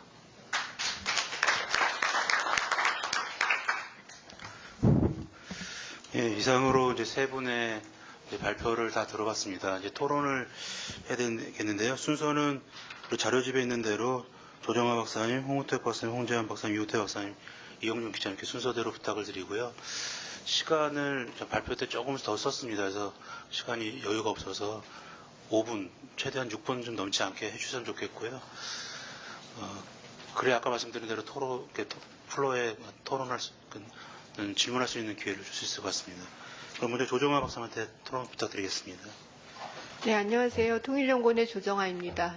짧게 말씀을 드릴게요. 발표자들께서 말씀하신 내용들 중에서 저는 이제 평화나 인도주의, 사회문화 교류, 교육 뭐 이런 어떤 연성 주제에 관한 제 보충적인 의견을 간단하게 말씀드리겠습니다. 이제 먼저 김학성 교수께서 이제 발표문에서 통일 대북 정책의 원칙에 관한 합의가 중요하다 이런 말씀을 하시면서 이제 독일의 경우에 어떤 원칙들을 제시를 하였는가 이런 말씀을 해주셨어요.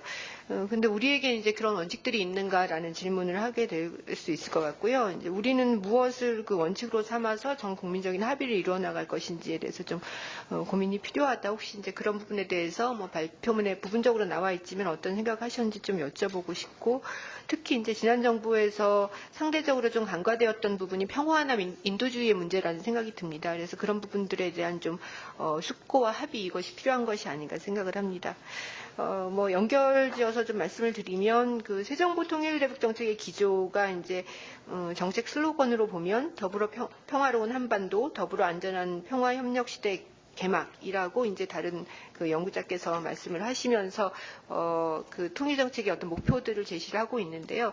이런 그 기본적인 기조만 가지고 물론 판단을 하기에는 조금 무리가 있기는 하지만 이 부분은 이제 통일의 어떤 원칙적 방법적 원칙으로서 평화를 언급하는, 그러니까 평화적 수단으로서의 어떤 평화가 아니라 크게 어떤 더 나아가서 한반도나 또는 동아시아의 평화를 가장 상위의 정책 목표나 원칙으로 설정한다는 것으로 해석을 좀 해도 되지 않을까 개인적으로 이런 생각을 합니다. 그래서 이런 부분은 어떤 비핵화를 상위의 목표로 두고 사회경제 협력이나 인도적 사안을 이것을 이제 종속시키는 이전의 방식하고는 좀 차별화되는 것이라는 판단이 듭니다. 이 비핵화와 인도적 사안과 사회문화 협력에 대해서 조금 더 말씀을 드리면, 한 박사께서도 이제 말씀을 하셨듯이 인도주의라는 것은 정치적 상황이나 어떤 그 조건과도 상관없이 약자에 대한 관심을 기반으로 인간 중심의 정책을 펼치는 것입니다. 그런데 이제 우리가 북한에 대해서 주장을 할 수 있는 어떤 이산가족 상봉의 문제나 납북자의 문제, 이런 것뿐 뿐만 아니라 과연 우리는 그동안 했던 어떤 그 인도적 행위들을 이런 인도주의적인 원칙에 기반해서 했는지에 대해서 반성할 필요가 있다라고 생각을 합니다. 예를 들어서 북핵 문제 때문에 인도적 지원을 중단한다. 이것이 과연 인도적 지원인가? 북핵 문제에도 불구하고 시행되어야 하는 것이 인도적 지원이다라는 생각이 들고요. 특히 이제 영유아나 아동이나 노인 이런 어떤 사회적 취약계층에 대한 그 인도적 지원은 조건 없는 인도주의라는 원칙에서 시행이 되어야 하고, 그랬을 때 이제 우리도 이산가족 상봉이라든지 납북자 문제든지 이런 것들을 테이블에 꺼내놓고 이야기할 수 있는 자격을 갖출 수 있다. 저는 이렇게 생각을 합니다. 사회문화 분야의 남북교류 협력에 대해서는 이 사회문화 교류라는 것이 이제 굉장히 장기적인 과제다라는 것들을 말씀을 드리고 싶고요.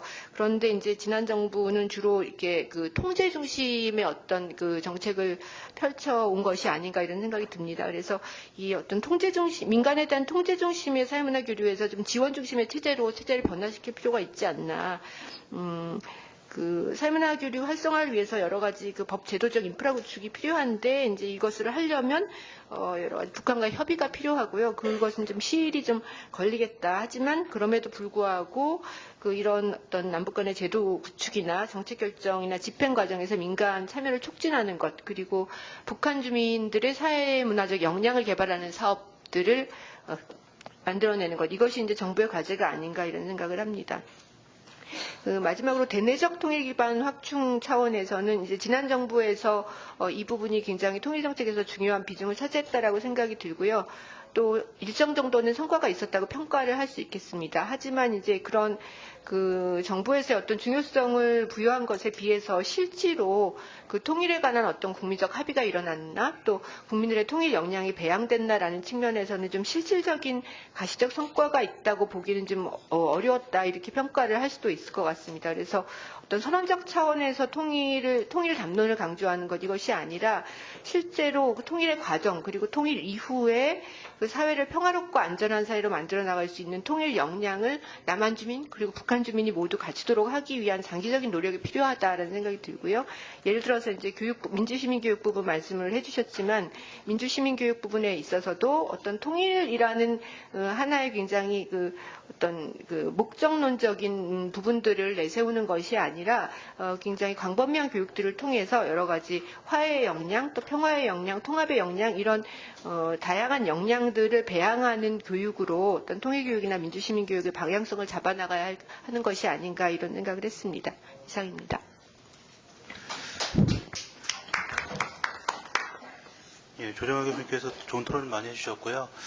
보완적인 설명을 해주신 것 같고, 다만 이제 앞에 통일대북 정책의 경우에 우리가 어떤 것을 원칙으로 삼아야 되는지 여기에 대해서 아마 김학성 교수님께 간단한 질문을 하신 것 같습니다. 이따가 답변 부탁드리고요. 이어서 홍호택 박사님께 부탁드리겠습니다. 네, 통일연구원 홍호택입니다. 회의가 시작한 지 1시간쯤 지났죠. 1시간 동안 앉아있으면서 문득 이런 생각이 들었습니다. 이 좋은 날에, 이 좋은 시간에, 이 좋은 장소에서, 이 제주도에서 이 네모난 이 답답한 방 안에 갇혀서 회의를 듣고 계신 여러분들이나 저희들이나 참 불쌍하지 않나라는 생각을 했습니다. 그런데 그 뒤를 보니까 그 냉장고 박스만한 통역 부스에서 그 통역을 하고 계시는 분이 계시는 거예요. 그래서 어떤 생각이 들었냐면, 아유, 참, 저런 분들도 계신데, 불평하지 말고 토론을 해야 되겠구나라는 생각을 했습니다. 저 뒤에서 그 통역을 해주고 계신 그 여러분들께 그 위로와 그 감사의 말씀을 드립니다. 오늘 주제가 지속 가능한 통일 대북 정책이죠. 지속 가능하다는 얘기가 왜 나왔냐면, 이게 정부가 바뀔 때마다 말하자면 대북 정책이 제재에서 대화와 교류로, 또 대화와 교류에서 제재로 이렇게 지속되지 못했기 때문에 이런 말이 나온 것 같습니다. 왜 또 이런 얘기를 하냐면, 이 지속 가능해야지, 그러니까 변화하지 않고 계속해서 제재든 대화든 교류든 계속해야지 이게 성공적인 대북 정책이 되지 않겠냐. 말하자면 우리가 얘기하는 것처럼 북한의 변화를 이끌어낼 수가 있는 거 아니냐. 이렇게 지속이 돼야지 그러한 목적을 달성할 수 있다라는 생각 하에서 지속 가능한 대북 정책이 필요하다라는 얘기가 나온 것 같습니다. 근데 저는 이 문제에 대해서 과연 그럴까 하는 생각을 해봤습니다. 우리가 지금까지 북한의 변화를 위해서 부단한 노력을 기울여 왔습니다. 때로는 대화와 교류, 협력 이런 걸 추구해 왔고, 또 때로는 제재를 해왔습니다. 또 정파 간에, 또 정당 간에는 아주 치열하게 싸우고 또 논쟁을 해왔습니다. 그런데 대화와 교류 혹은 제재 이런 것들이 북한을 변화시킬 수 있을까라는 생각을 한번 해봤습니다. 물론 어느 쪽이든 그 정책을 선호하는 분은 대화야말로 북한을 변화시킬 수 있다라고 주장을 하고, 또 다른 쪽에서는 제재를 해야지 북한을 변화시킬 수 있다라고 주장을 합니다. 오늘 발표를 하신 김학선 교수님께서는 대화와 개입과 강압을 동시에 가야 한다고 말씀을 하고 계십니다. 그리고 황태희 교수님께서는 제재가 성공할 수 있는 조건도 말씀해 주셨고, 또 교류 협력이 성공할 수 있는 조건도 말씀해 주셨습니다. 그러면 다시 한번 우리가 이 문제를 생각해 봐야 될 게 뭐냐면, 대화가 북한을 변화시킬 수 있을까? 아니면 제재가 북한을 변화시킬 수가 있을까? 아니면 둘 다 변화시킬 수가 있을까? 하지만 우리가 생각하지 않았던 건 뭐냐면, 만약에 둘 다 변화를 시킬 수가 없다면 대화나 제재 이 모두가 어쩌면 북한을 변화시킬 수가 없다면, 이러한 생각을 해봤습니다. 우리의 입장에서 보면 북한은 남한에 대해서 마찬가지로 여러 가지 시도를 해왔습니다. 때로는 대화를 통해서 우리 남한 사회를 바꾸려고 시도를 해왔고, 또 때로는 도발과 같은 강력한 뭐라고 할까요? 압박이라고 할까요? 이런 걸 통해서 또 남한을 변화시키려고 해왔습니다. 그런데 우리는 변화했습니까? 아닙니다. 북한의 입장에서 보면 다양한 시도를 해왔지만 남한은 변하지 않았습니다. 그러면 우리의 의지는 강하고 북한의 의지는 약하다고 볼 수가 있을까요? 기본적으로 대북 정책은 해야만 한다고 생각하는 정책을 추구를 합니다. 어떻게 보면 희망적인 사고가 곁들여 있지 않나라는 생각을 지울 수가 없는 부분이라고 할 수가 있습니다. 예를 한번 들어보겠습니다. 우리는 북한의 핵 포기를 추구합니다.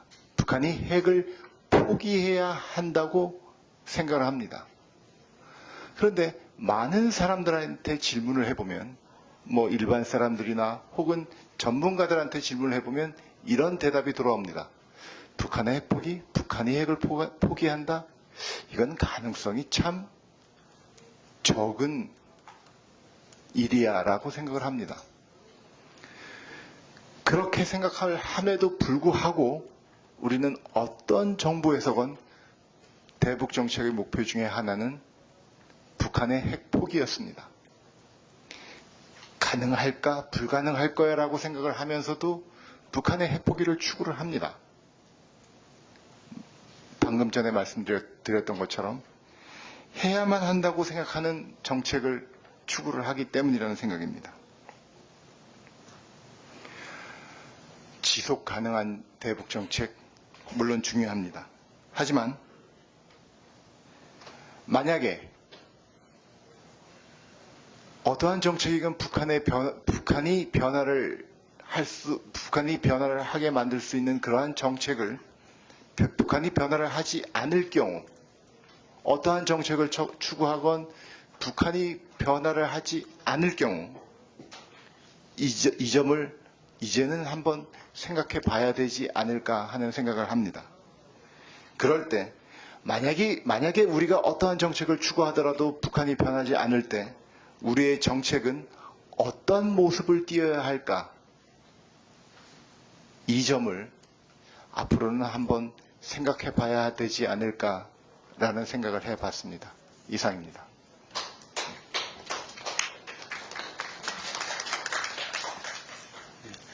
이어서 우리 홍재환 박사님께 토론을 부탁을 드리겠습니다. 예, 통일연구원 홍재환입니다. 세 분께서 그 정부의 대북정책 기조 변화와 관련해서 시의성 있는 논의를 해주셨는데, 저는 이제 주로 북한 경제 쪽을 보고 있어서 황태희 교수님 발표를 중심으로 몇 가지 문의사항을 말씀드리고자 합니다. 황 교수님께서는 지금까지 전개되어 왔던 대북제재의 추이 그리고 효과에 대해서 말씀해 주시고, 그다음에 향후 남북 교류협력 시에 재개 시에 어떠한 방향으로 접근할 것인가에 대해서 이제 제안을 해주고 계신데요. 첫 번째로 관련해서 질문 드리고 싶은 것은 이제 유엔 결의안 231호 관련된 부분입니다. 그래서 석탄 수출 상한제가 말씀하신 것처럼 가장 이제 핵심적인 사항인데, 교수님께서는 이제 그 무연탄 수출이 제한될 경우에 북한 경제가 완전히 붕괴될 위기에 처할 수도 있지 않겠는가라고 이제 평가를 하고 계신데, 또 이제 그 북한 경제를 연구하시는 많은 분들의 경우에는 그렇게까지 크게 영향이 가진 않을 것이다. 왜냐하면 이제 북한이 상당 부분 시장이 활성화되고 해서 이제 어느 정도의 효율성을 갖춘 그런 이제 경제 시스템들이 유지가 되고 있기 때문에 지금의 상태에서 아주 큰 타격, 어떤 정권의 붕괴랄지 이런 것과 관련될 수 있는 그런 정도의 타격까지 이제 기대하기는 좀 어렵지 않겠느냐라고 이제 좀 평가하는 경우가 많은데, 그와 관련해서 어떤 의견을 갖고 계신지 좀 질문드리고 싶고요. 두 번째로는 2315의 그 수출 상한, 석탄 수출 상한과 관련해서 민생용 예외 조항이 적용되고 있다고 말씀을 하셨는데, 예, 그래서 이제 그 4억 달러 안에 민생용은 포함이 안 되는 것으로, 그러니까 그 이상으로 이제 민생용 같은 경우에 수출이 가능한 것으로 이제 해석을 하고 계신데, 원문을 봤을 때는 민생 목적의 석탄 수출만 허용하고 그것을 4억 달러까지만 허용하겠다라고 보는 것이 더 타당하지 않은가 생각이 되고요. 연구자들도 대체로 민생용 예외 조항이 2270호에는 있다가 2315에는 빠졌다라는 거에 대해서도 일반적인 의미를 부여하고 있기 때문에 그 해석에 대해서 좀 질문을 드리고 싶습니다. 그리고 세 번째로는 세컨더리 보이콧 관련해서 지금까지 아까 말씀하신 대로 2016년 9월에 이제 홍샹그룹에 대해서 적용된 사례가 지금까지 이제 유일하고, 그것이 중국 기업들의 어떤 직접적인 어떤 행동에 영향을 미치고 있는가에 대해서는 좀 의문이 드는 부분이 있는데요. 그래서 이제 아직은 미국 차원에서의 어떤 제재고 하다 보니까 미국과 뭐 거래를 하지 않거나 또는 미국과의 거래 비중이 작거나 이런 기업 같은 경우에는 그로부터 뭐 크게 위협을 느끼지 않을 가능성도 있지 않을까라는 생각도 들고, 또 홍상그룹에 대해서 이제 중국이 협조를 했지만 이후에도 과연 중국이 얼마나 이제 전향적으로 협조적인 자세를 보일까에 대해서도 좀 의문스러운 부분이 있습니다. 그래서 미국만의 어떤 조치만으로는 좀 한계가 있을 것 같고, 앞서 말씀하신 것처럼 일본 그리고 이제 유엔 차원에서도 뭐 그런 논의가 있는 것 같은데, 그런 차원에서 좀 확대될 때 좀 실효성을 거두고 또 중국도 좀 어느 정도 압박을 받지 않을까 그런 생각이 드는데, 그와 관련해서 혹시 뭐 추가로 말씀해 주실 부분이 있는지 질문 드리고 싶고요. 마지막으로는 개성공단 재개에 대해서 이제 신중한 입장을 보이시고, 이제 좀 체육, 뭐 문화 이런 소프트한 교류부터 시작하는 것이 바람직하지 않겠냐고 하셨는데, 저도 이제 뭐 신중하게 개성공단 같은 경우에는 접근할 필요가 있다고 생각하고, 또 어떤 대북 제재라든지 여러 가지 이제 그 관련 사항들이 있기 때문에 재가동을 하려고 한다 해도 그것이 상당한 난관이 있을 것으로 예상이 됩니다. 근데 다만 이제 일각에서는 대북 제재를 어떤 뭐랄까요, 그 테두리를 벗어나지 않으면서, 대북 제재 규제를 벗어나지 않으면서 개성공단을 어떻게 운영할 수 있는 방안이 있지 않겠느냐라는 그러한 이제 고민을 하는 그러한 분들도 있는 상황인데, 그러한 형태의 어떤 개성공단 가동이랄까 이런 부분에 대해서는 그것도 역시 이제 부정적으로 보시는지 그 부분에 대해서 한번 질문을 드리고 싶습니다. 이상입니다. 네, 홍지원 박사님 감사드리고요. 이어서 이우태 박사님께 부탁드리겠습니다. 네, 안녕하십니까. 통일연구원 이우태입니다. 앞서 발표자와 토론자들께서 많은 좋은 말씀들을 이미 말씀 많이 해주셔서 제가 해야 될 말이 그렇게 많지는 않은 것 같습니다. 근데 다만 저는 이제 현 정부의 대북 정책이 일단 뭐 큰 틀에서만 일단은 지금 제시되어 있는 상황이라고 볼 수 있고, 그 내용을 좀 살펴보면 제재와 대화를 포함한 모든 수단을 동원해서 북한의 완전한 북핵 폐기 비핵화를 달성한다이면서도 동시에 민간 교류 등 남북 관계 개선을 위한 어떤 남북 교류에 있어서는 대북 제재의 큰 틀을 훼손하지 않는 범위 내에서 검토할 수 있다는 입장, 이렇게 비핵화와 남북 관계 개선을 위한 방향성을 제시하고 있다고 보여집니다. 또 트럼프 행정부 출범 이후 미국의 대북 정책 기조도 최근에 발표가 됐는데요. 그 내용을 핵심을 살펴보면 비핵화를 위한 제재 압박 모든 수단을 동원하겠지만 종국적으로는 대화를 통해서 문제 해결을 하겠다는 그런 정책적 의지를 보임으로써 우리 한국 정부와 미국 트럼프 행정부의 정책적 차이는 크지 않다고 보여집니다.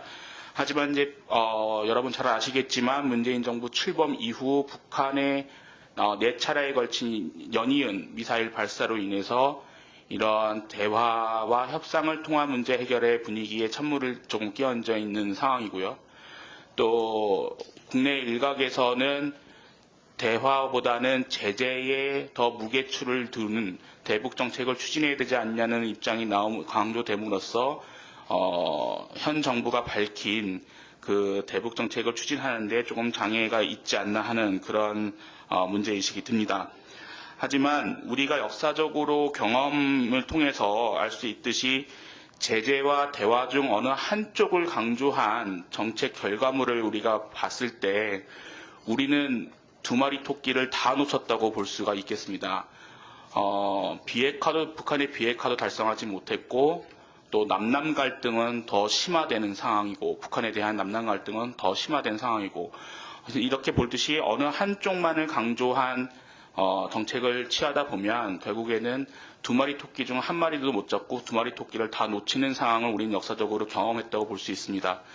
따라서 제재의 궁극적인 목표가 협상과 대화라는 점을 봤을 때 결국에는 우리 지금 이렇게 안보 상황이 경색되는 분위기에서도 대화의 그 원칙은 또 대화의 어느 일정 수준은 유지되어야 된다는 것이 저의 입장이고요.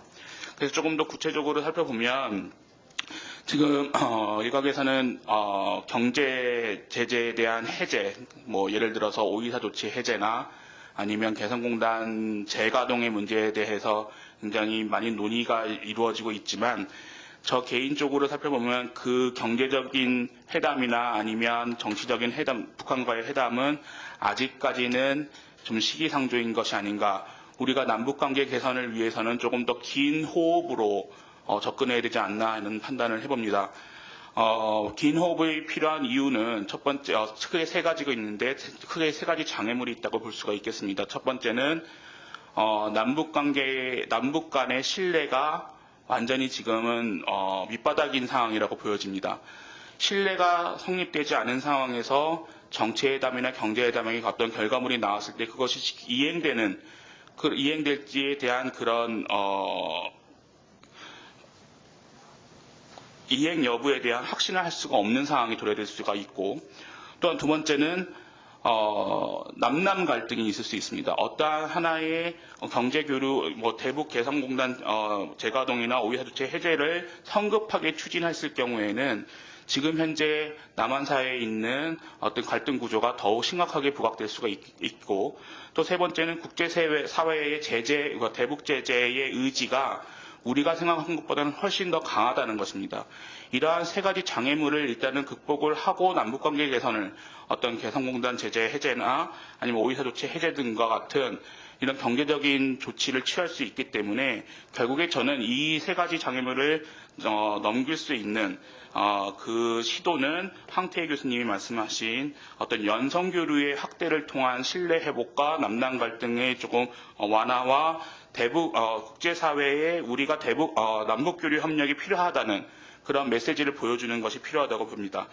따라서 저는 두 가지 남북 사회문화 교류에서 크게 두 가지 측면을 좀 주목하고 싶은데요. 하나가 지금 현재도 진행되고 있는 스포츠 분야의 교류가 조금 더 확대되는 것이 필요하지 않겠냐. 이미 여러분 잘 아시겠지만 여자 아시아 축구가 북한에 정복을 해서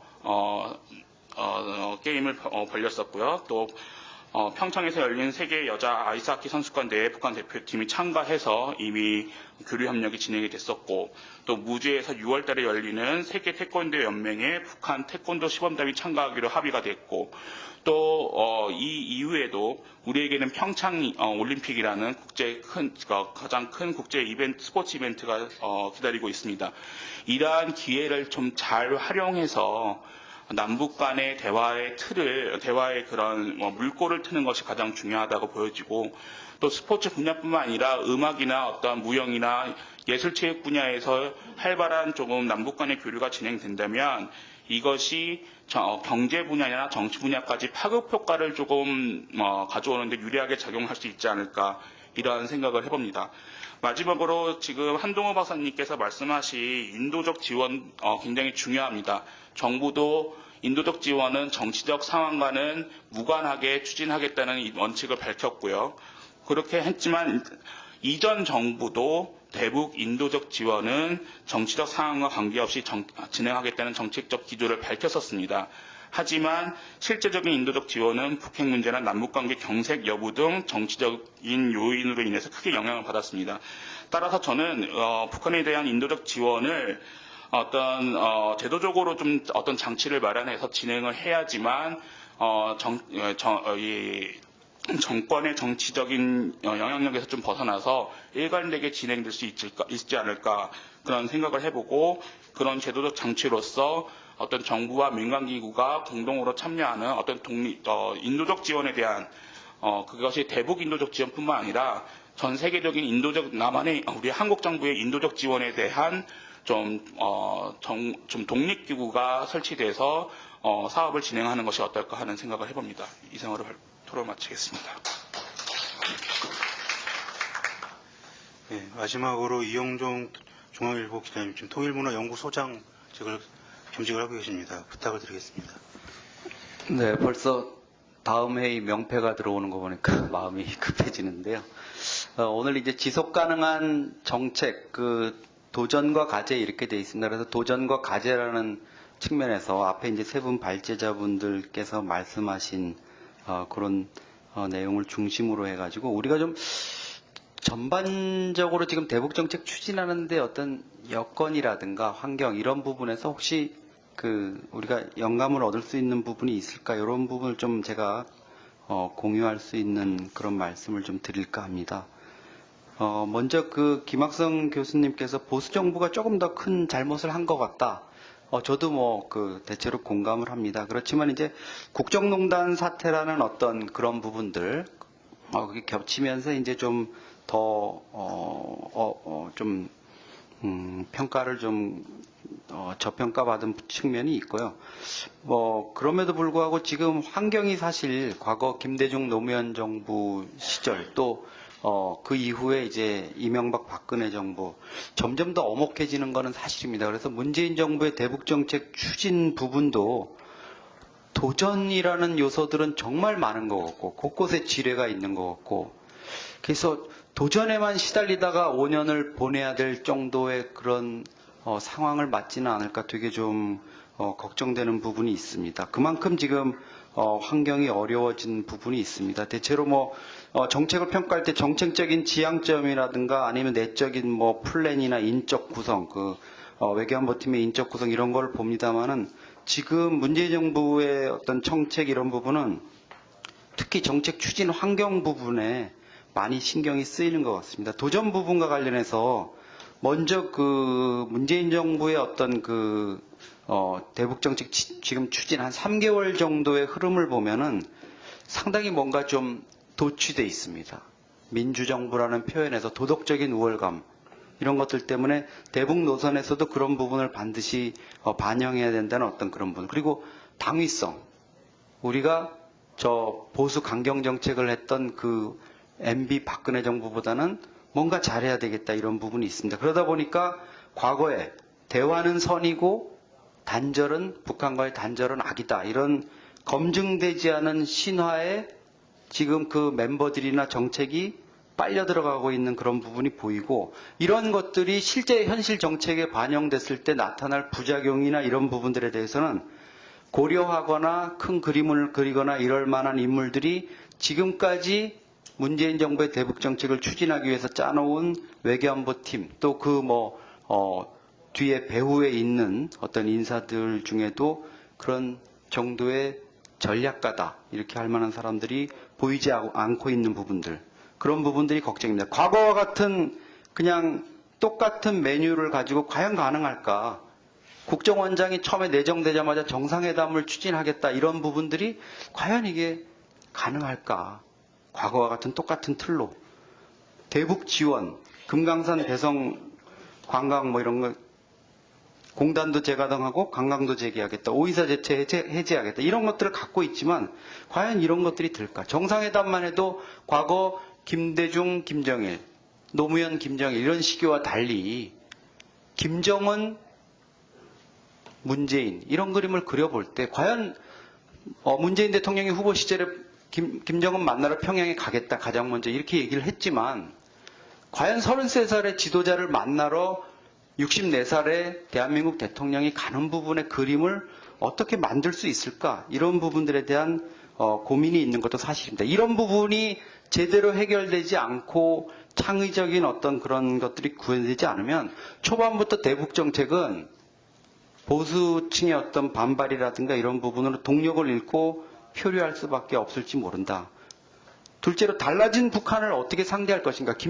김정일 시대와 김정은 시대는 너무나 달라졌는데 이것을 어떻게 할 거냐. 이런 딜레마가 바로 나타난 게 TV 토론에서는 문재인 후보가 북한을 주적으로 보느냐 이럴 때 대통령으로서 할 말이 아니다 이렇게 했지만 불과 취임 사흘 만에 북한이 미사일 도발을 하자마자 그 이튿날 5월 14일 날 국방부 합참을 방문해서 문재인 대통령이 북한을 적이라고 부를 수밖에 없는 적의 도발에 강력히 응징하겠다 이렇게 얘기할 수밖에 없는 이런 현실 집권 플랜에 그렸던 북한과 현실의 북한이 다른 부분들 이 부분은 지금 거의 주간 단위로 계속 북한의 도발이 이어지고 있습니다만 앞으로도 문재인 대통령을 끊임없이 괴롭히는 부분이 될 것이다. 이거는 33살 지도자 김정은의 인식이 말로 드러나는 부분에서도 우리가 엿볼 수 있습니다. 작년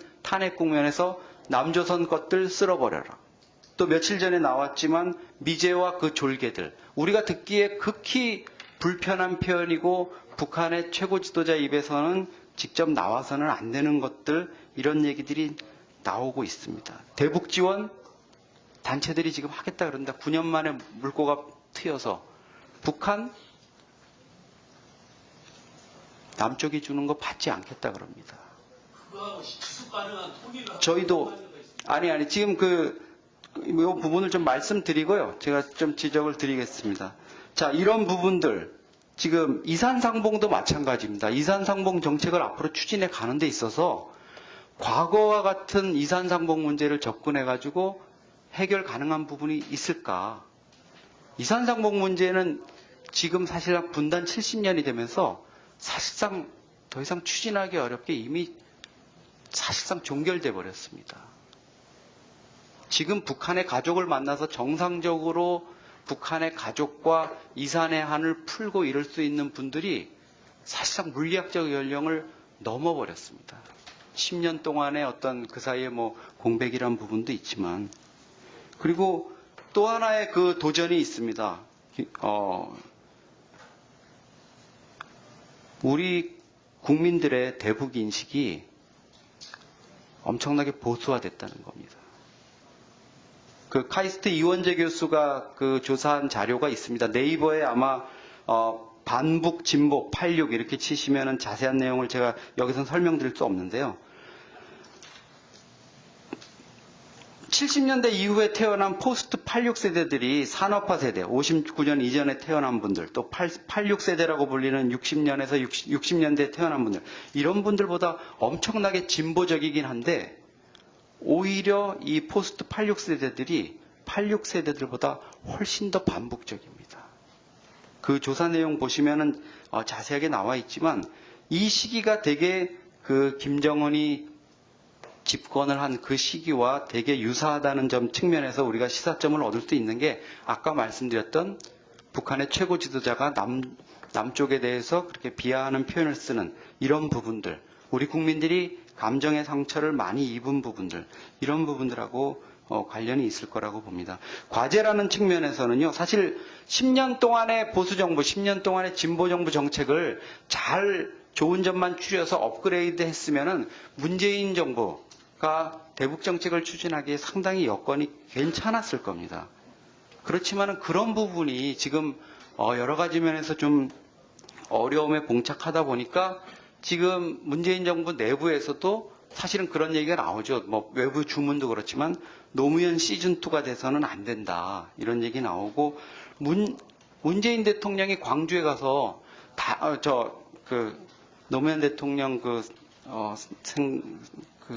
사저에 가서 다시는 실패하지 않겠다 이렇게 얘기했던 것도, 과거의 뼈아픈 실패에서 다시는 그 길을 가지 않겠다는 거고, 과거에 노무현 정부가 한때 패족으로까지 몰려가지고 여러 가지 국민의 지탄을 받았던 그런 부분들을 다시 가기, 그 끔찍한 시기를 다시는 가지 않겠다. 그 부분에 상당 부분은 대북 정책의 실패라든가 이런 요소들이 있는 거고, 그렇기 때문에 문재인 대통령이 북한을 마음으로선 그렇지는 않았겠지만 적이라고 집권 며칠 만에 부를 수밖에 없는 이런 상황이 된 겁니다. 그래서 결론적으로 사실 문재인 정부의 대북 정책, 통일 정책의 어떤 도전과 과제라는 측면에서 보면 지금 숙제를 풀기에 아까 모두에서 말씀드렸지만 여건이 너무 좋지 않다. 그리고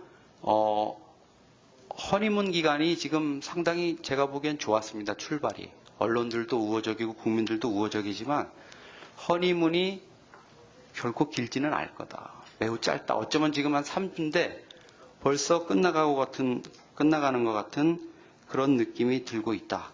이렇게 말씀드리고 싶습니다.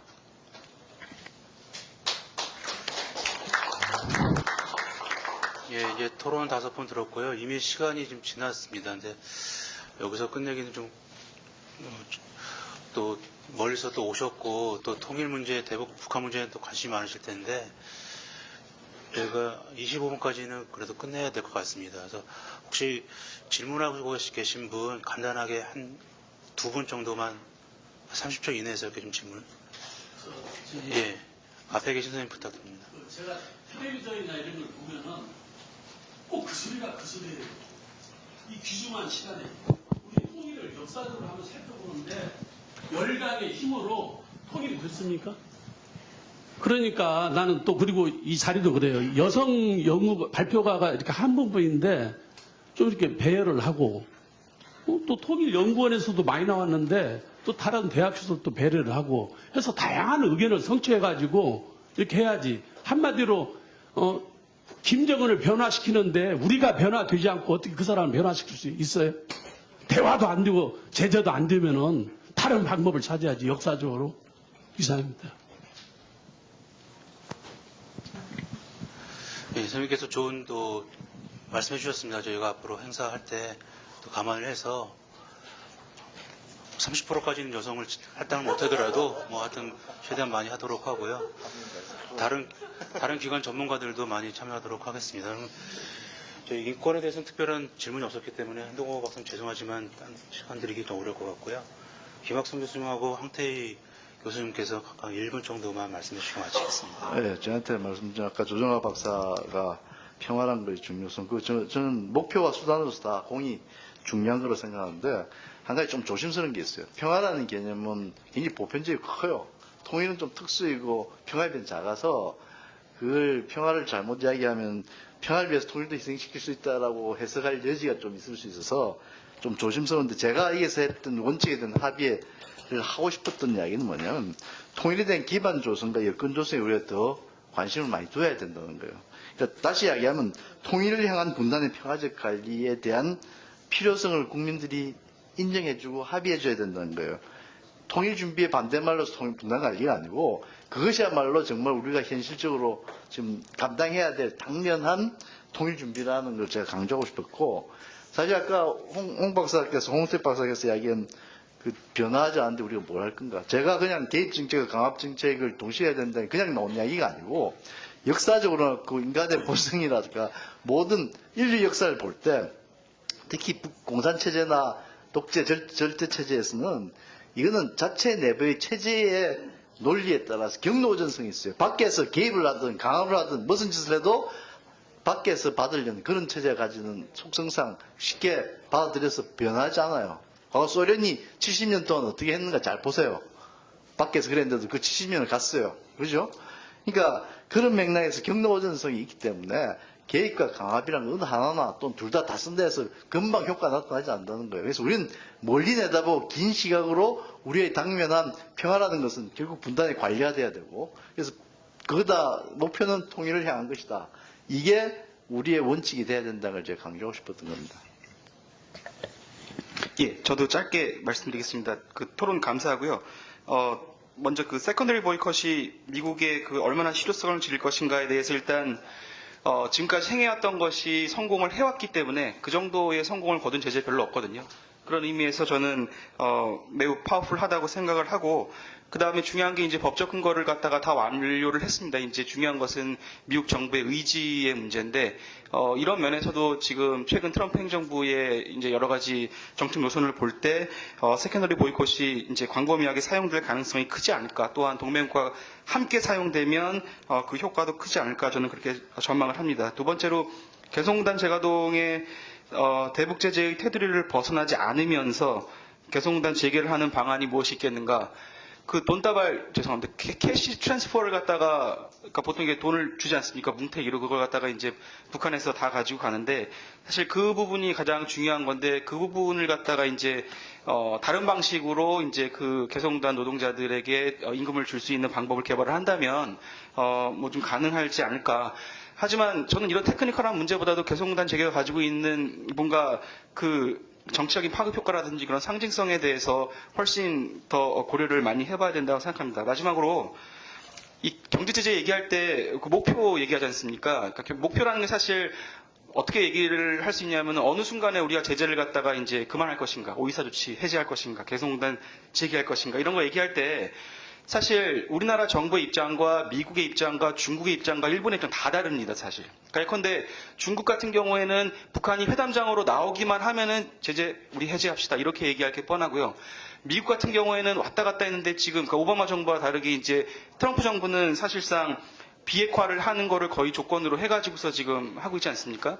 그러니까 지금 우리나라도 박근혜 정부와 문재인 정부가 그런 면에서 굉장히 다른데 사실 전략적으로 어디까지가 우리가 제재를 통해서 얻을 수 있는 것인가에 대한 분명한 목표를 가져야 합니다. 그러면서 사실 명심해야 될 게 제 개인적인 생각으로는 별로 답이 없어요. 별로 답이 없다는 게 대한민국이 할 수 있는 거에 그렇게 많은 저는 그 포션이 없다고 생각합니다. 그러니까 이게 국제적인 환경 속에서 열강의 그런 테두리 안에서 대한민국이 할 수 있는 게 과연 무엇인가 맨날 자주국방을 외치지만 저는 현실 인식을 분명하게 하고 우리가 할 수 있는 것과 할 수 없는 걸 분명히 인식하는 게 제가 보기에는 현명한 대북 정책의 출발점이 되어야 한다고 생각을 합니다. 이상 마치겠습니다.